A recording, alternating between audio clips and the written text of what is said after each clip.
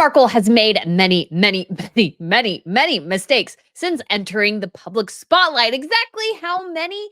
Well, I am going to digest this for you in probably a series of 4 to 5 videos going over particular timelines and all the major and sometimes even minor mistakes Meghan Markle has made. And you're probably wondering why? Oh, why? Because it's important to actually suss this out because Tina Brown made a very interesting statement, which is that Meghan Markle is flawless at making horrible decisions. And she really is. If you actually think about it, the more issues, mistakes, missteps, everything that you can come up with. And so for this first video, I'm going to go over 11. That's right, 11 mistakes Meghan Markle made pre-wedding.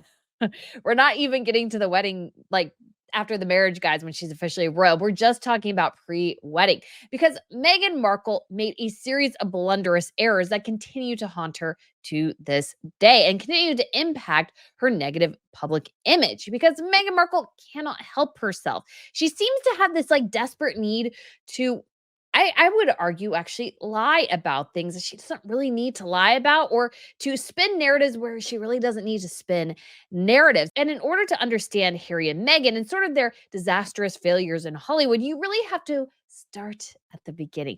Where did everything begin and end? We will get into this today. But if you guys haven't been to Royal News Network before, hello, my name is Brittany and I provide compelling royal commentary.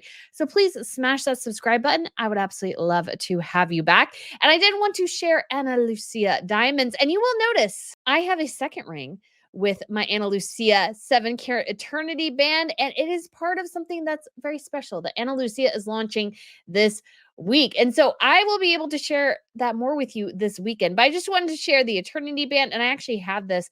This is actually a Tiffany & Co. ring I've had forever. And I did something special to make it really shine. So we have this right here. We also have the tennis bracelet and my earrings as well. And what's awesome about Ana Lucia is that you get lab created diamonds at a great price. You can get some classic, amazing pieces. And if you use code ROYAL20, you shall save 20%. And we're getting here.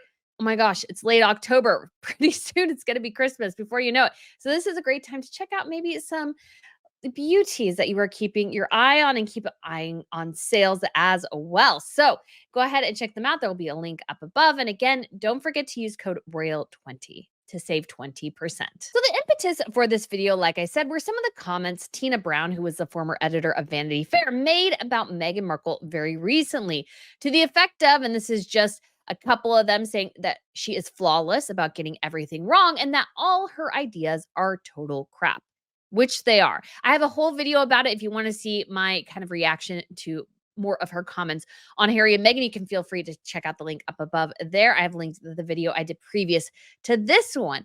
But when I really began to think about all the mistakes, Richard Eden actually even wrote out just 10 he thought Meghan Markle had made. But the more I was thinking about it, I was like, oh my gosh, the list is almost endless. Because when Meghan Markle could go right and follow the right path or make the right decisions, she pretty much always goes left. She never follows the right path. And that's not to say, obviously, going left is necessarily bad. But it seems to be that Meghan Markle could always go down the right path and yet always seems to choose to go take the off ramp. And the off ramp has led them to dismal failure, collapse, so many things. Because, yes, I understand they live in a $14 million mansion. And I don't live in a $14 million mansion. But I think as a couple in their business ventures, they've left probably close to $100 million on the table due to sheer incompetence alone. Due to sheer incompetence, they have left a boatload of money on the table. And so as we are looking at them now, and as they continue to kind of go down this floundering path, will they be successful? Will they not? I think the track record shows that the answer is probably no, because again, they cannot make the right decision to save their lives. And Meghan, of course, is a huge part of it. In fact, I would say she is the key part of this.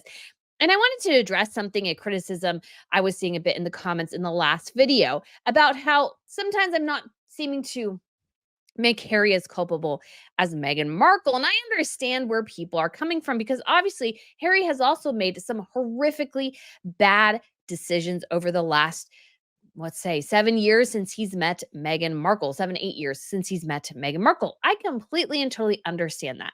But the perspective I come at for Harry is that I believe that Harry is, you can almost consider him a guy who's, I don't wanna push this too far, but sort of an abusive relationship, maybe a bit cultish.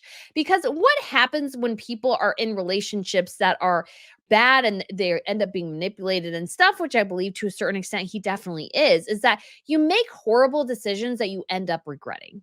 And he made, I think, so many of his decisions based on, you could say, misinformation, half truths that his wife gave to him.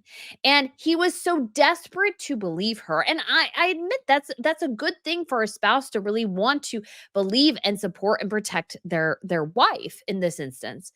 But Harry did it all wrong, and he chose somebody who never had his best interests at heart. And because of that, I think he's kind of getting to the point where he's recognizing that maybe some of the decisions that she forced him to make were made on sort of a false premise, or made not to actually really help him, but to only help herself. Because Megan is always after supporting Megan. No other thing. She wants no other thing than to support Meghan Markle. Harry be darned in this instance is really about her.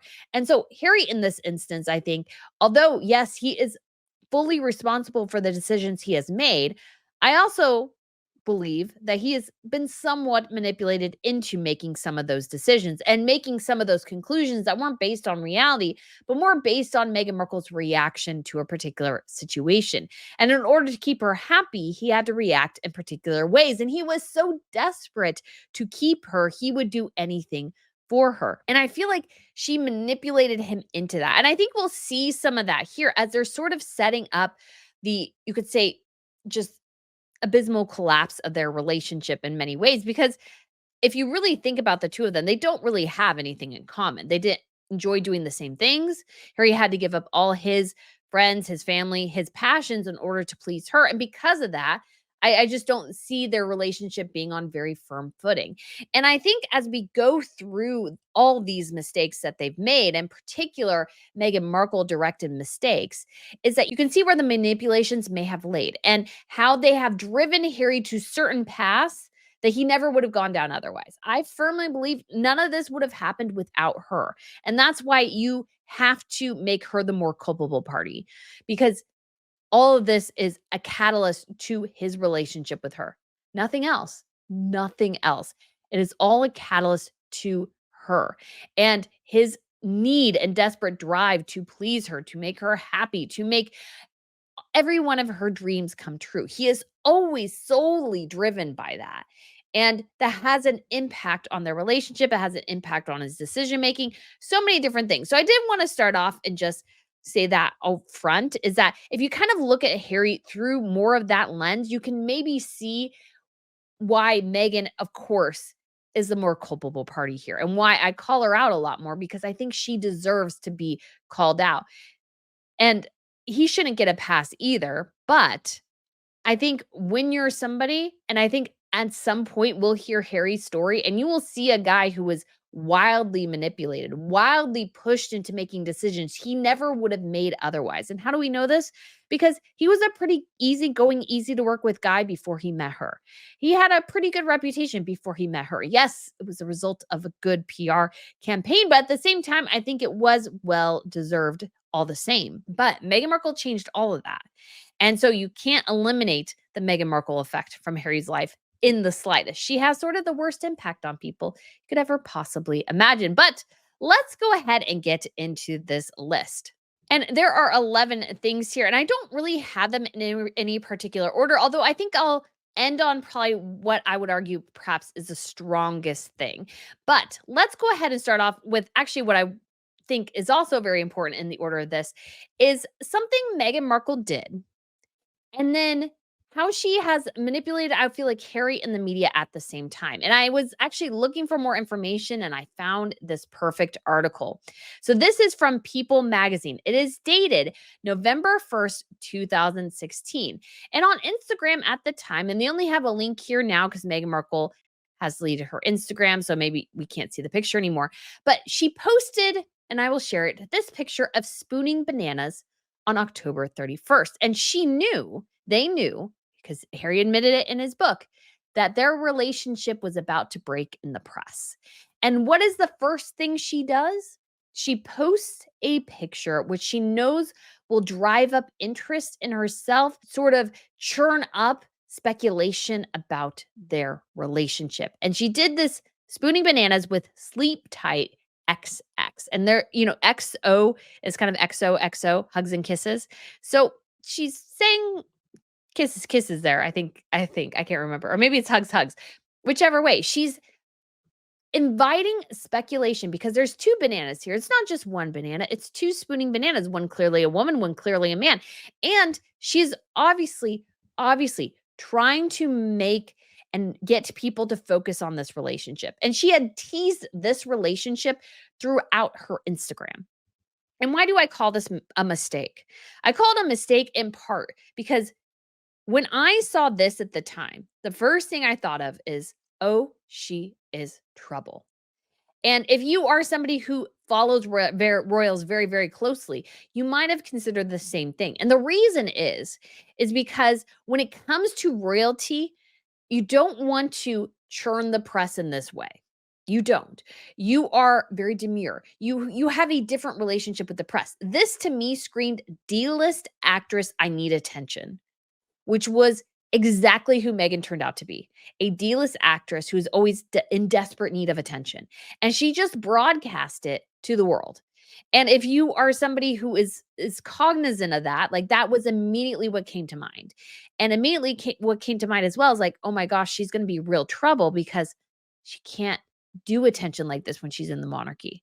If she does attention like this in the monarchy, she's going to get massive criticism. It's not going to work. The family is going to sort of have to make sure that doesn't happen. They're going to have to disrupt her desperate need for attention, and she's not going to be able to handle that well. And that is exactly what we saw. And so her mistake number one, I think, is just obviously being a desperate D-list actress.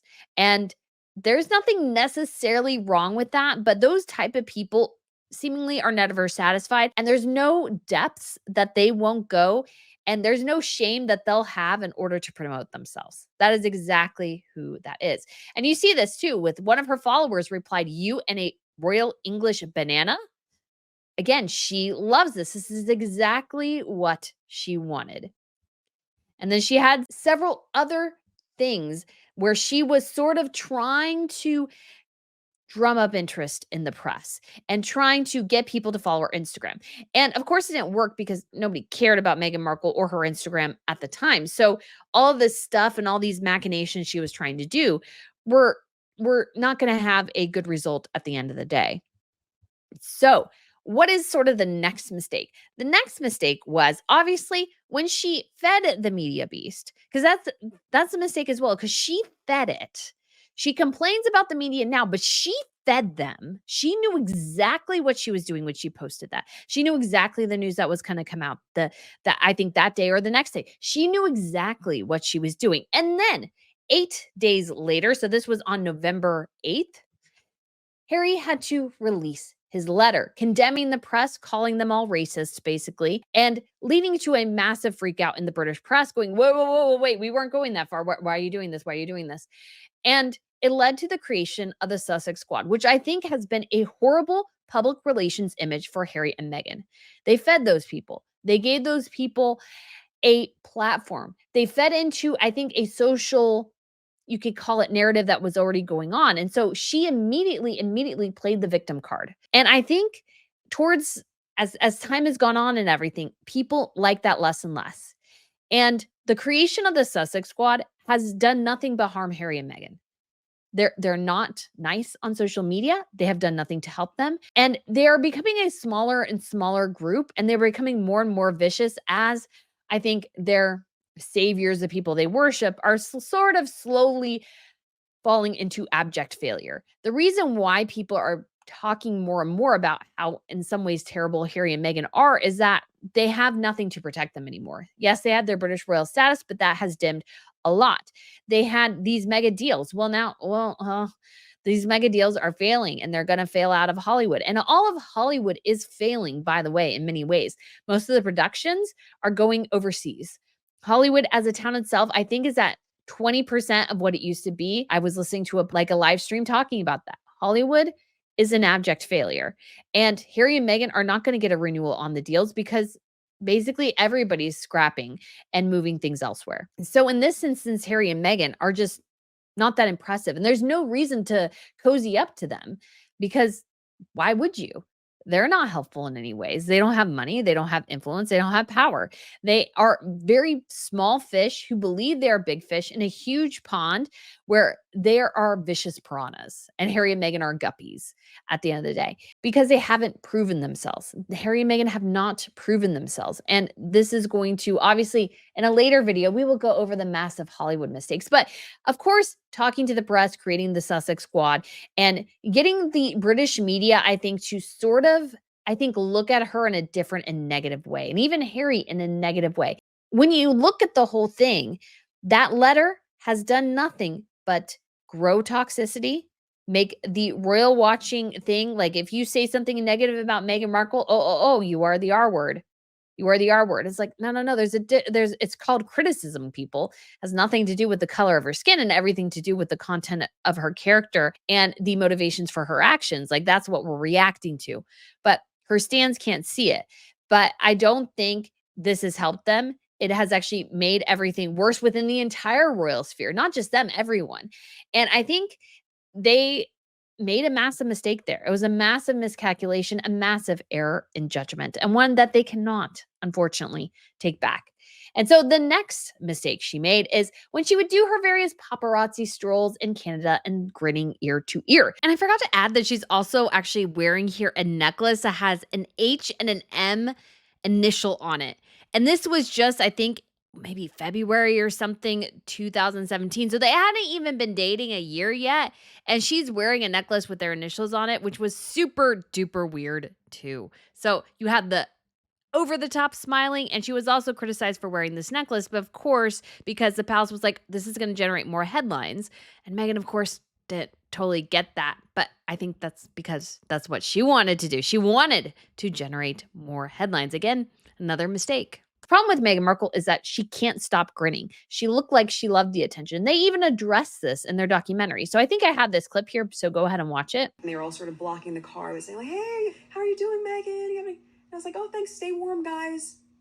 And I remember H the next day saying, you can't talk to them. And I was like, I'm just trying to be pleasant. Like, I don't know what to do. I've never dealt with this before. He's like, right, but the UK media are saying you love it. So I find it interesting that they're like, the palace don't smile. And she's like, but they're there. I need to smile. No, you don't. When you look like you are smiling, you look like you're enjoying it. And she can't help but do that. That's why even now with the paparazzi pictures, she's always grinning ear to ear. Why? Because she knows they're taking her picture and it's like a reflex. She can't not smile. And her smiling does make it look like she enjoyed the attention, and I think she 100% did, and I think she was frustrated that she may have to look glum or something because that's what the palace is telling her to do, and she doesn't want to do that because she's enjoying every second of it. And the mistake is letting people know how much you're loving this because that is not the royal world. That is not at the end of the day how royals operate is sort of this attention game. It is a PR game, yes, and getting attention is part of that, but it's not the desperate D-list actress type. And that's what she was working towards is a desperate D-list actress type. And the palace is like, ooh, that's not too good. That's not too good. I don't think that played well in the long run. We also have Wild About Harry, her Vanity Fair cover, where she copied a look from Princess Madeleine of Sweden and talked about her love of her freckles. And I can't even remember some of the stuff because it was so innocuous. But it was another sign because they told her not to do this. It was another sign of Meghan and who she actually is, which is an attention whore, basically. She needs the attention. And she could not play the royal game. That's a big thing. So this is a mistake. What? Number 4, she could not see the bigger picture, which is not that it's not all about you in the royal sphere. She wanted it to be all about herself. And she couldn't handle that at some point it wouldn't be. And she was having to advocate for herself. And I don't know if they knew they were engaged at this time or not. I can't quite remember.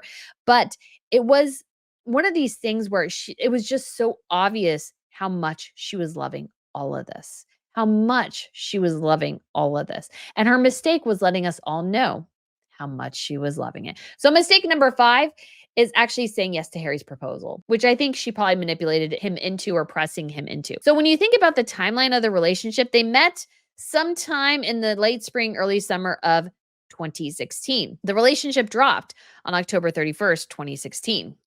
And then by November 2017, they were engaged. So they've had a very short courtship, and that's not necessarily a bad thing. But when you think about the relationship, they didn't spend that much time together actually being together in terms of the same continent until right before the proposal. And I think she had to rush the proposal because if he spent too much time around her, if she made too many waves and frustrated too many people, he may let her go. And why I also say this is a mistake is that Meghan Markle, to make the most money, I think her best option has always been is to date Harry a while, then dump him and move on. And the reason for that is that once you said yes, once you pressured the guy into proposing to you so he could keep you, and you said yes, and you started this whole train, the Meghan Markle desperate need to control everything evaporates. Because the thing is, once you become royalty, your ability to control situations is gone because you had to deal with a whole other kit and caboodle out there. And so Meghan Markle made a massive error in saying yes. She should have dated him for a while and then went and moved on to other things. She would have gotten more roles, made more money, been a better influencer, and also wouldn't have the scrutiny that she has now. The scrutiny that she is under is the result of her taking taxpayer dollars to fund her eccentricities. And people are just not interested in always funding your eccentricities. And because of that, she has ended up in this sort of dire straits now. And people don't like her. And she could have avoided all that by not saying yes. Because once she said yes, all of her control that she desperately needs when it comes to her public image evaporated. And yes, she had some of that before, but once you say yes, once you're on the taxpayer dime, essentially, oh, you betcha they will be digging into you. And you betcha they will be questioning what you're saying. Her whole thing is Meghan's whole view is that she should just say the thing and everybody should just nod along and grin and clap like, mindless seals at her brilliance. That is Meghan Markle's how she views what the public should see her as. But when she said yes to the British monarchy, people had the right to question her. And that's what she could never accept. And that's why she made a horrible mistake, I think, by actually saying yes to Harry. I think her biological clock was ticking. And so that was motivating her as well. But really, saying yes, massive, massive mistake. Number 6 is wearing a $76,000 see through dress for her engagement photos. And this was a massive error. The palace even had to say that this dress was a private purchase. And they had to do that because people are like, what is she wearing? Why is she wearing a $76,000 engagement dress? Because Meghan treated this whole situation as if she was becoming a real life Disney princess. And you could call that a mistake, but I think more that's built into every decision she's made. So it's basically the entire thing. But when it comes to that engagement photo shoot, in particular, that dress raised a lot of eyebrows, a lot of questions, and it also raised a lot of concerns about what she would be like as a royal because she had no discretion. She had no modesty. She had no self restraint. You don't need a $76,000 dress to frolic around on Windsor Estate, but Meghan Markle needed it, and Harry probably had to pony up the money to pay for it because she desperately needed something she thought was haute couture.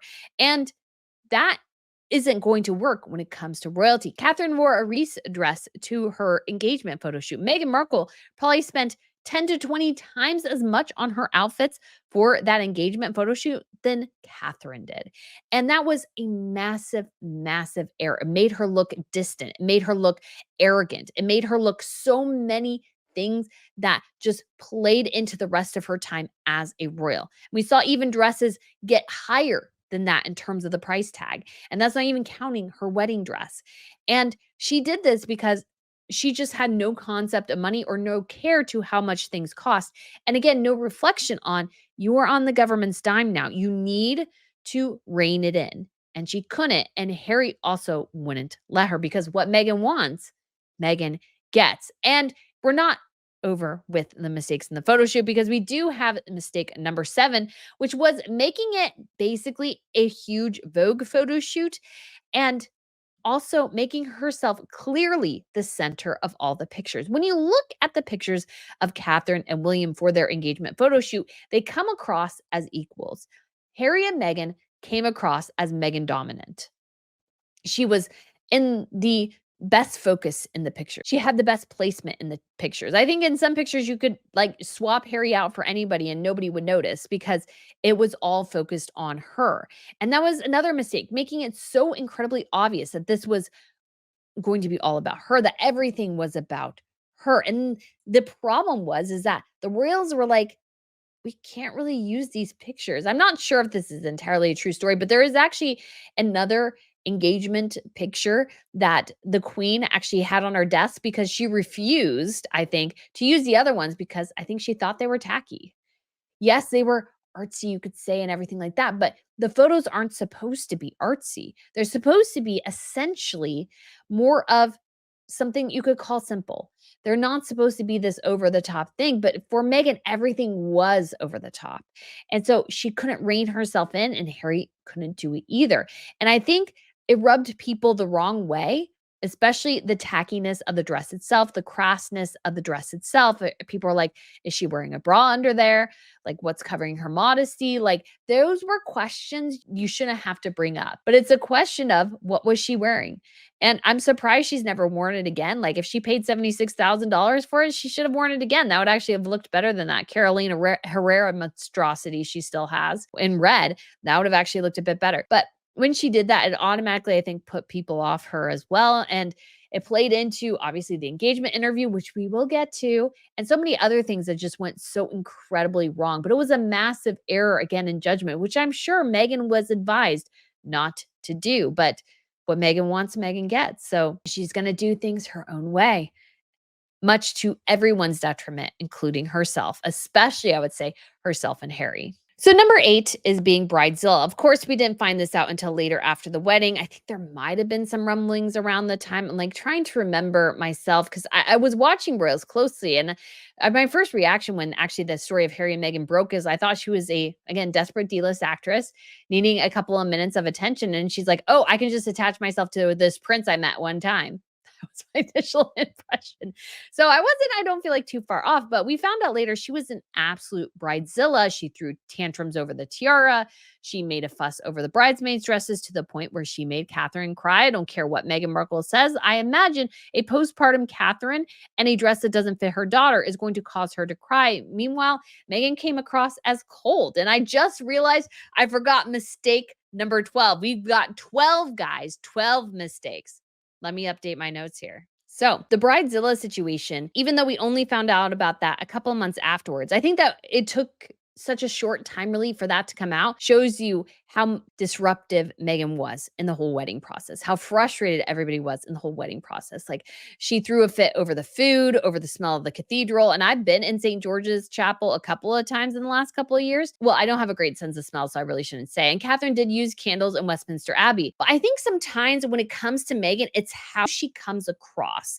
It's not that, oh, I would like to have a fresher scent in the cathedral, something that is reminiscent of me. I think people would understand that. I think she probably came at it though. It was like, oh, this is musty. We have to use this old cathedral. Ugh. You know, that kind of attitude, I think, is what really set people off. And she just made everyone's lives miserable and nobody liked her because of it. And because she made the whole palace staff miserable, oh, you bet they're going to leak stuff. You bet they're not going to keep your confidence, even though that's part of their NDAs is to not share certain things. They're going to. Why? Because you are word to them. That's why they're going to do that. And I don't use that language like lightly, but according to all the allegations, Meghan was horrific to work for with, especially in the lead up to the wedding. And the staff felt it and the staff retaliated by making her life miserable as soon as they possibly could. And that was during the start of the Australian tour. So obviously, bridezilla, huge problem. And the next is number 9, I would argue, is looking disheveled and messy at pretty much every engagement. So Meghan Markle decided to make a messy bun the look of her look when it came to royal engagements. And there's a particular one when she is at this radio station in Britain, and I'm looking at this, and I still look at this and go, you look a wreck. You look terrible. You look messy. You can dislike Catherine's outfit, but it's rare that she is not perfectly put together. She has put a lot of attention and stress into her look. Not in a bad way, but just that she wants to look presentable. There is only one time I can think of where I thought, oh, Catherine really just didn't pull it together that day. And I don't know why. And it was probably just because she was a young mom at the time, and that's stressful. Queen Mary is somebody else who looks fantastic at every single engagement, looks like she puts a lot of intention into everything. Maxima is not totally that, because Maxima can look a bit messy at times, but Maxima always pulls it together as well, really engages with people. So you kind of give her a pass. But Meghan Markle, especially on like a messy bun, like Maxima is just her hair is kind of, I think, thin and difficult to work with sometimes. Meghan Markle probably has the same effect, but I mean, like, why are you wearing the messy bun I wear to the gym? Why are you doing that? I haven't actually done a messy bun in a long time. I sort of stopped doing those, but that was like a big thing for a while. It's like, why are you doing that to real engagements? That's something you should do at home. Like, you are a professional now. Like, you need to look like a professional, and she didn't. And I think that set a negative tone for the rest of her time as a royal, working royal at least, is that she has this disheveled appearance that we've seen time and time again. Her hair is a mess. Her outfit is horribly wrinkled because she keeps choosing things that wrinkle and doesn't do the things to adjust them. Her pants are too long. Things are too loose, too tight, whatever, like constant issues. And I think that looks like somebody who just doesn't take any care into their appearance or doesn't feel like they need to because everything that's going on is essentially beneath them. And I think that's how Meghan approached so many things is that, well, this is beneath me to care about. When she really should have tried a bit harder to look better. And it made it look like she didn't respect her husband or the institution he represented by not trying to make her best effort to look good. So, next, we have, and this is mistake number 10, is not agreeing and going under the wing of Sophie, the Duchess of Edinburgh, to learn how to be a working royal, and at the same time also alienating William and Catherine. And this is a massive mistake. It was a massive error in judgment because Sophie could have helped her. Now, I think the thing is Meghan didn't want to be helped because I think she wanted a route back to California ASAP. And that's another mistake, is leaving the royal family too early. But when it comes to, I think, particularly Sophie could help her be a good wife to a spare. Sophie is good at that. Sophie does engagements, she does them well, but hers are lower profile. And Meghan at some point would diminish over time naturally. As the young generation grows up, the older generation kind of loses at least some of its focus. That's kind of how the royal trajectory works. Sophie could help her with that. Sophie has been a great ally for the royal family. And because of that, she has a pretty loved and respected position. She gets to do a lot of really cool things. In fact, when it comes to foreign royal events where there's tiaras, the person who wears tiaras most within the royal family is Sophie, because she goes to the 80th birthday party of King Harold. She goes to Crown Princess Victoria's wedding, Madeline's wedding. She gets to go to all these events that the other royals don't get to go to. That would have been the role Harry and Meghan probably accepted at some point. But because Meghan didn't want to, I think, be a spares wife, she wanted to be the, you could say, reigning monarch or queen bee or whatever of the royal family. She declined Sophie's advice and offered to help. And Sophie could have been great help. And then you have also the William and Catherine debacle. And we know this happened because William was like, well, Harry, she's treating our staff horribly. And Harry wouldn't listen to him. We have other indicators of things going wrong as well. But I think the big thing here is that when Catherine and William could also have been fantastic allies and friends, but Meghan Markle, I think, was instantly envious of what they had versus what Harry had. And I think she found out pretty quickly that although she was going to get this great wedding, William and Catherine were always going to have the attention and the most, you could say, support from the palace because they are the heirs. And that's just how it works in the royal fold. If you can't deal with a hierarchy, don't be part of a royal family. It's just that simple. It's a hierarchy. It just is. And it has to be. Because, like in any job, there is a hierarchy there. You can't avoid that. And so her mistake was not trying to, you could say, overall integrate into the royal family. I think she made it immediately clear she did not like them. or she didn't like their lifestyle. She didn't like the things they did. I mean, we even have indications from Tom Bauer's book that she immediately ticked off all of Harry's friends. They thought she was an absolute horrid person to hang out with because she couldn't take a joke, she couldn't have fun. They just all thought she was kind of rather terrible. And the royal family, I think, felt the same. I think they gauged her pretty quickly. They all told Harry pretty much that she was bad news, and he decided to go with her. And they were like, well, it would be, you could say, worse to force him not to be with her, but they didn't have a lot of recourse. So they're like, okay, we're going to give her a shot. And unfortunately, she never reciprocated in terms of her, you could argue, generosity or support or anything, and acknowledge the risk they took with her that ended up backfiring. It did end up backfiring. So next we have, and this is number 11, because now we're at 12 because I totally forgot one, is her father. Meghan Markle decided never to let Harry meet her father. He was only going to meet Harry like the day before the wedding. Why? Why? That's weird. She supposedly had a good relationship with her father, but now she can't have a relationship with him. And obviously, there was a whole paparazzi debacle with her father. But it sounds like even from their book, they hadn't purchased a ticket for him until like days before the wedding. She had to know he couldn't afford it. So why didn't they confirm it ahead of time? They never even fitted him for a suit. That fake paparazzi shoot he did being fitted for a suit was not actually, I don't think, one for Meghan. I don't think a suit was made. I don't think she ever wanted him there. And the big question is, why? Well, I think part of it is she didn't like his look. He was overweight. He's not that attractive looking. And he damages the image she has of herself. Her mom, in my personal opinion, I know a lot of people like her mom. I think her mom was sort of in on the whole ruse. And she was more than willing to play the part that Meghan Markle wanted her to play because she was in on it too. But her father perhaps wasn't going to go the direction that she wanted him to go. And I'm actually not a big fan of any of the Markles, to be quite honest. And so I don't have a strong positive opinion about her father either. But it looked weird. The whole thing, the whole debacle with her father right before her wedding came across as really, really weird. And it made her look weird, especially when her mother was the only member of her blood family there. And even then, when it comes to her friends, she doesn't speak to half those people anymore. You get a really negative impression of her. So I think her massive mistake was just even from a family perspective, not introducing Harry to her father because there's just seemingly no reason to.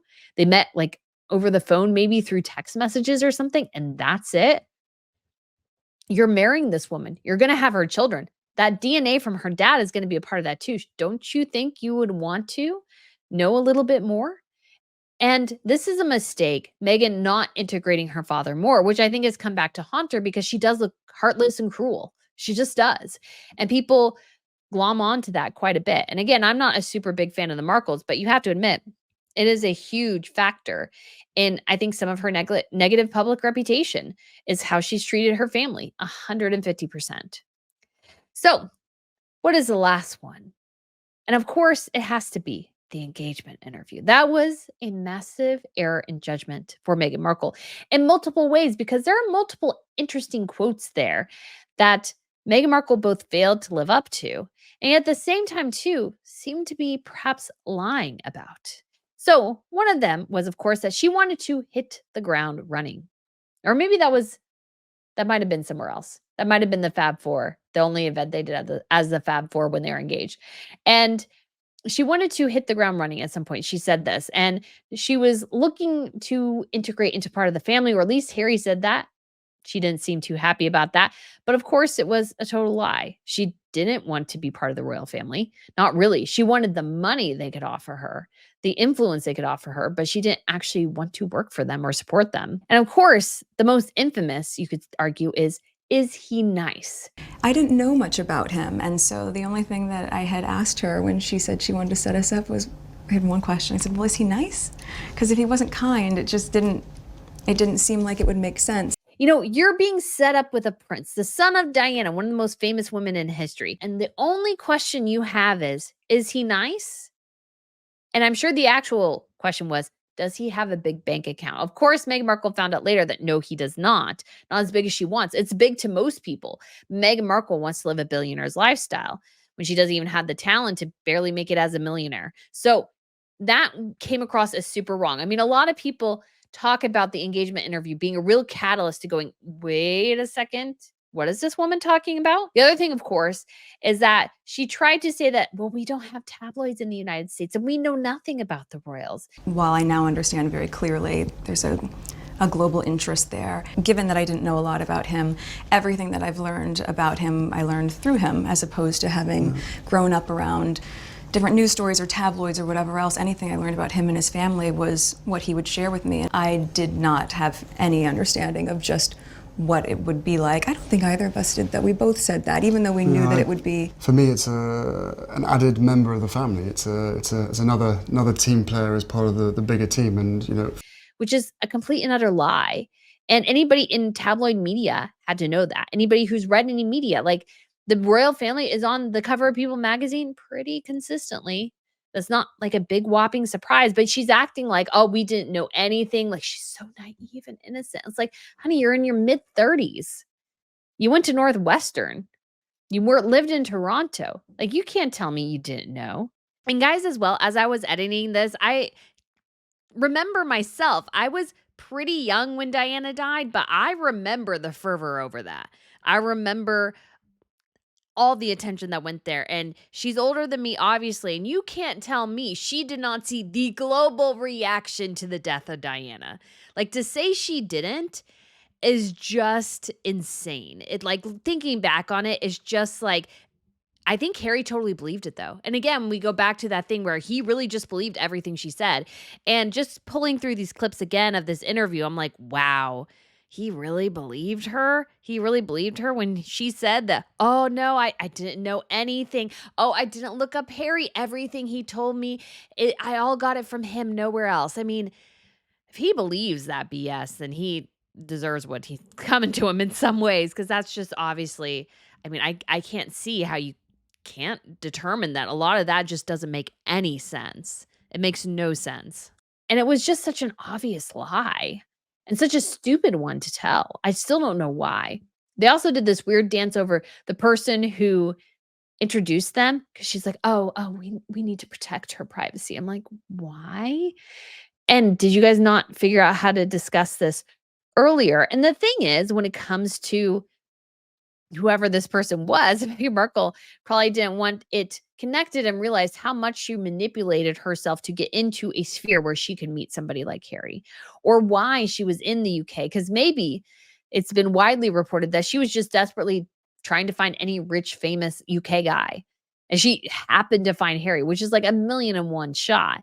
But if came out that she was just basically interested in anyone and Harry wasn't even maybe on the radar initially or whatever, it just came across as really weird. But I think that overall, when you see their interactions in that interview, it's odd, the excessive hand holding and how he looked at her sometimes with devotion. But I think what I believe, and this is just my theory, what really turned people off and the mistake she made was being way too confident. She was overly confident in that interview.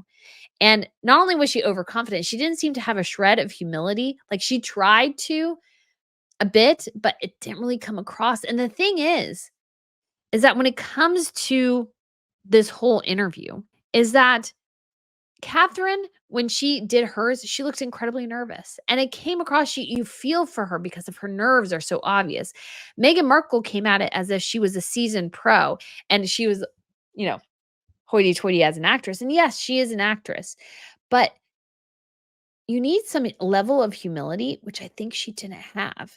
And that's really critical in that moment, is that people feel that you have a level of humility. And when she didn't have that, I think it really turned people off. And that she seemed so overconfident but yet also that she didn't know anything. It's like, well, what is it?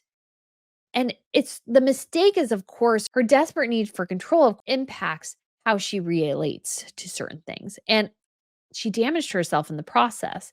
I think people came away from that interview liking her less, and she needed them to like her more. And as time has gone on, of course, it's been proven entirely true that she was just desperate for fame and fortune, that all she was after ever was the money. I don't even know if she likes Harry, to be honest. I have no idea. She just wants the money. She couldn't do it on her own. She needed a rich man to make it happen. And Harry was the gullible fool who went along with it.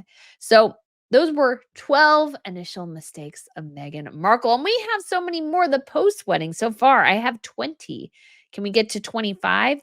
Who knows? Because we obviously have her not wearing a hat with the queen, going on endless vacations while on maternity leave, leaking information endlessly, showing a lot of emptying out, obviously, Wimbledon Stadium, and so many other mistakes Meghan Markle has made. Diplomatic faux pas up the wazoo.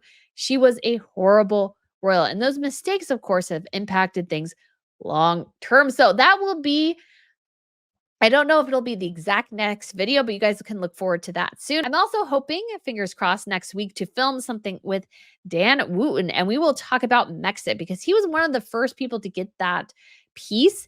And I would love to have a chat with him about that and other things for the mistakes of Mexit and everything surrounding that because it's coming up on the 5-year anniversary. And oh boy, was that a massive, massive error. I mean, that deserves its entire own episode. So, guys, let me know what you think of this list. Did I miss anything? And of course, there are endless things you could talk about with the mistakes of Meghan Markle because she's the type of person who always zigs when she should zag. So, guys, again, thank you so much for watching. I appreciate your support, and I shall see you very, very soon. Bye.